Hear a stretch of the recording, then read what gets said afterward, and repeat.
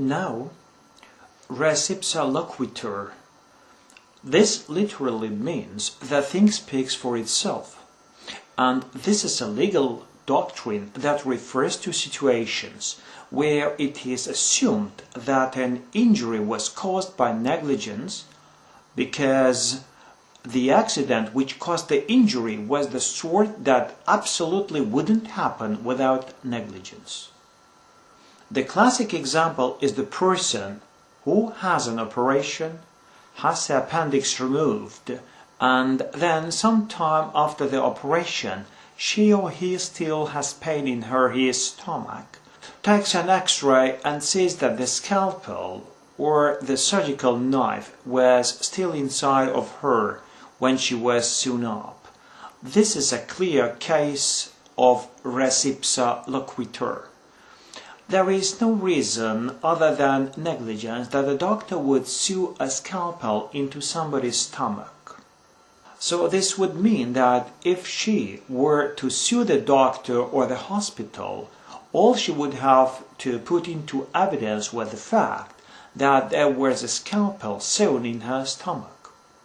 That would be enough to imply that there was a negligence, and it would shift the burden of proof to the defendant in this case, the doctor or the hospital, to prove that there was some other non-negligence reason for leaving that scalpel in her stomach.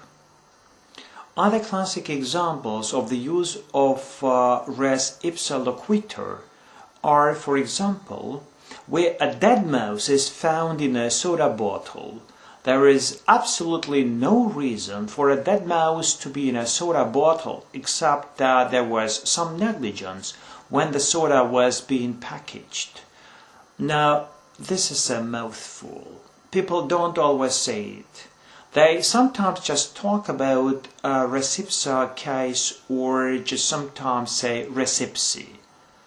This is not a bad idea to use these shorted forms because loquitur is hard to say and is very often misspelled, so there is nothing wrong with talking about a res ipsa case. Now, there are a few other common situations in which res ipsa loquitur is applied as a doctrine. For instance, when two trains collide because there is no good reason for trains to be in the same place at the same time without negligence. When commercial airlines have an airplane accident that can only be caused by negligence, it is assumed, a case that everybody reads about when they are in law school. When you are walking down the street and the piano flying from the air hits you on the head. As you can understand, in all of these cases, all the thing speaks for itself and there is no need for further explanation to show that there is negligence. Thank you. Hi. Today we are going to speak about subsidiary. So this term subsidiary refers to a company who is controlled or owned by a higher entity, which is generally referred to as the parent company or just a parent. A wholly owned subsidiary really means that the subsidiary is entirely or completely owned by the parent company. Wholly in this case meaning entirely or completely, and generally it means that the parent company owns 100% of the common stock or the ordinary shares of the subsidiary. Normally, just to have a parent-subsidiary relationship, the parent company would have to own at least 50% of the subsidiary.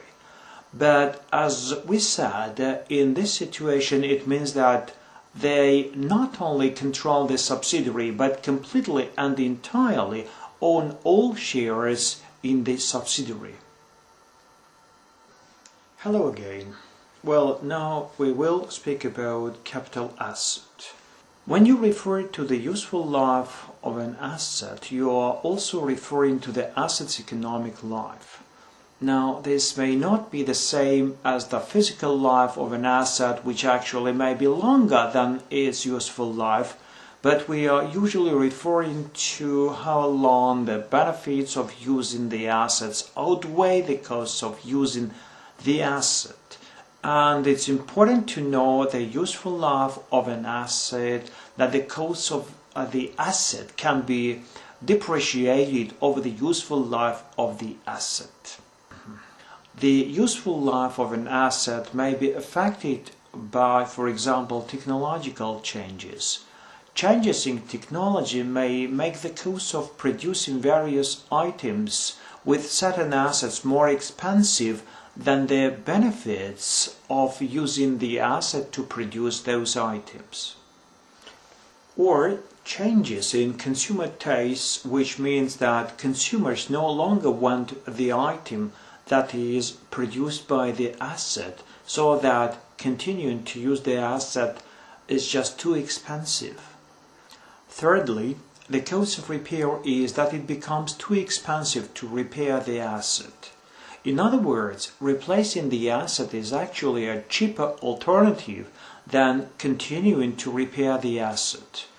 In the United States, the Internal Revenue Service has its own depreciation table in which it lists the useful life of many assets, and this can be used by accountants in determining the useful life of an asset for accounting purposes. Thank you. Now, counsel as a noun, counsel as a verb, and consul. The first words are pronounced the same but have distinct meanings. The first one, counsel, is a body serving in an administrative capacity. The second, counsel, is a noun and a verb. The noun is a lawyer who pleads his case in court, and the verb is to give advice. The last term is pronounced consul and is a diplomat appointed by a government to protect its commercial interests and help its citizens in a foreign country. Consul, the first one that we have here, is a noun and in its most common sense is an assembly of persons convened for deliberations or the like. It's generally used with a singular verb. A member of such a group is a counselor. Counsel is both a noun and a verb, and its most common meaning as a noun is advice given to another. His counsel on domestic relations is sound. A person giving such advice is a counselor. In law, counsel means legal advisor or advisors, or can be either singular or plural. As a verb, counsel means to give advice, to advise.